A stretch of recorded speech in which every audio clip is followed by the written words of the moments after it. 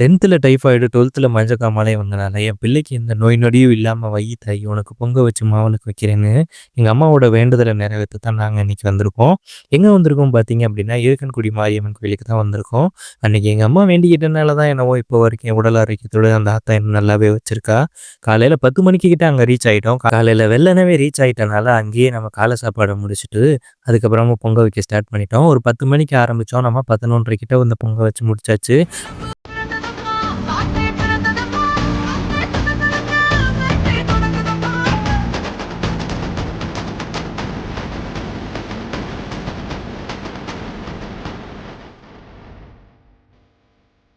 ஒரு மணிக்கு நட சாத்திருவாங்க. நாங்க போனது திங்கட்கிழமை அப்படிங்கிறனால, முதல்ல போய் சாமிய பார்த்துட்டு வந்துருங்கன்னு சொன்னாங்க. திங்கட்கிழமை போயுமே இவ்வளோ கூட்டம் இருக்கு. நீங்க சாமி பார்க்க வரீங்க அப்படின்னா, கொஞ்சம் வெள்ளனவே பிளான் பண்ணிக்கோங்க. அதுக்கப்புறமா பார்த்தீங்க அப்படின்னா, மாவிளக்கு வாங்க போறோம். நம்ம மாவிளக்கு வச்சுக்கிட்டு இருந்தோம்னாலே, அங்க வயசான பாட்டியம்மாக்கா நெறைய இருக்காங்க.